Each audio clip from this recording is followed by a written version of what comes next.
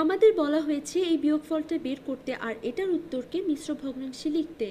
আমাদের কাছে দুটো মিশ্র ভগ্নাংশ আছে আর যোগ করার মতোই এখানে বিয়োগও দুভাবে করা যায়। দুটো সংখ্যাকে অপ্রকৃত ভগ্নাংশে নিয়ে বিয়োগ করা যায় অথবা পূর্ণ সংখ্যা আর ভগ্নাংশের অংশ আলাদা আলাদা করে বিয়োগ করা যায়। তাহলে ওভাবেই করা যাক। মনে করিয়ে দেওয়ার জন্য বলছি 5 সমস্ত 8-এর 5 আর এটা হলুদ রং দিয়ে লিখি 5 যোগ 8-এর 5 হচ্ছে একই কথা, এগুলো একদম একই। আর বিয়োগ করতে হলে বিয়োগের চিহ্নটা নীল রং দিয়ে লিখি।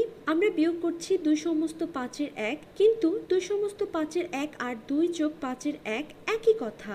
এটা হচ্ছে 2 সমস্ত 5-এর 1-এর অর্থ।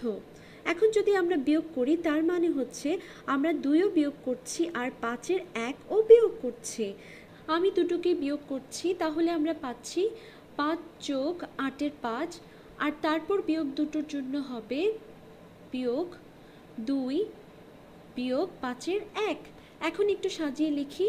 আমরা বলতে পারি যে এটা আর কমলা রং দিয়ে লিখি 5 বিয়োগ 2 লেখা একই কথা, কারণ এটা হচ্ছে পূর্ণ সংখ্যার অংশটা। আর তারপর যোগ হবে 8-এর 5 বিয়োগ 5-এর 1। এখন 5 বিয়োগ 2 তো খুবই সোজা, এটা হচ্ছে মাত্র 3, কিন্তু 8-এর 5 বিয়োগ 5-এর 1 কত, এটা এখানে করা যাক। তাহলে আমাদের আছে 8-এর 5 বিয়োগ 5-এর 1। ভগ্নাংশ যোগ করার সময় যেরকম ভাবে করেছিলে বিয়োগ করার সময়ও হর সমান হওয়া লাগবে। 8 আর 5 যেহেতু সমান না, আমাদেরকে এই দুটোর লসাগু বের করতে হবে। 8-এর মৌলিক উৎপাদক বের করতে চাইলে পাই 2 2 গুণ 4। 4 হচ্ছে 2 গুণ 2, তাহলে 8 হচ্ছে 2 গুণ 2 গুণ 2। এটা হচ্ছে, যদি এটাকে একেবারে মৌলিক সংখ্যা দিয়ে লেখা হয় 5 হচ্ছে খালি 5, কারণ এটা হচ্ছে একটা মৌলিক সংখ্যা। তাহলে এই দুটো সংখ্যার লসাগু এর মধ্যে একটা 5 আর 3টা 2 থাকতে হবে। অন্যভাবে বললে এটা হবে 5 গুণ 2 গুণ 2 গুণ 2, অর্থাৎ 5 গুণ 8।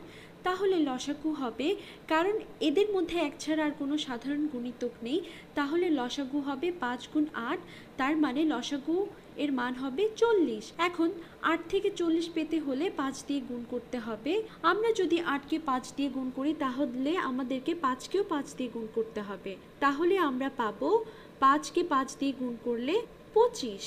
তাহলে আমার হর আর লব দুটোকেই 5 দিয়ে গুণ করেছি।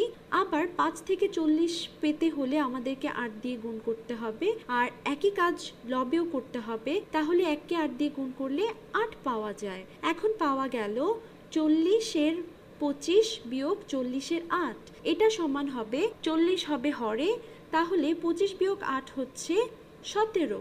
তাহলে 8-এর 5 বিয়োগ 5-এর 1 এর সমান হচ্ছে 40-এর 25 বিয়োগ 40-এর 8, আর এটা সমান হচ্ছে 40-এর 17। 17 হচ্ছে একটা মৌলিক সংখ্যা, তাই 40-এর সাথে এর কোনো সাধারণ গুণিতক নেই। অন্যভাবে বললে 40কে 17 দিয়ে ভাগ করা যায় না, তাহলে এটাই হচ্ছে লঘিষ্ঠতম আকার। তাহলে এই অংশটা, পূর্ণ সংখ্যার অংশটা হচ্ছে 3 আর ভগ্নাংশের অংশটা হচ্ছে 40-এর 17। যাক, হয়ে গেল। আর এটা ঠিক মতোই কাজ করেছে। আমরা এটা আলাদা করে নেওয়াতে করাটা অনেক সোজা হয়ে গেছে, কারণ এই ক্ষেত্রে এটা থেকে যেটা দিয়ে বিয়োগ করেছি সেটা ছোট। এটা যদি বড় হতো তাহলে একটু কষ্ট হতো, হয়তো আমরা একটা ঋণাত্মক সংখ্যা পেতাম আর আমাদের আরো অনেক কিছু করতে হতো। এই জন্যই অনেক ক্ষেত্রে দুটো ভগ্নাংশকে অপ্রকৃত ভগ্নাংশে পরিবর্তন করে নেওয়াটা সহজ হবে, কিন্তু এই ক্ষেত্রে এভাবে করাতে ঠিক মতো হয়ে গেছে।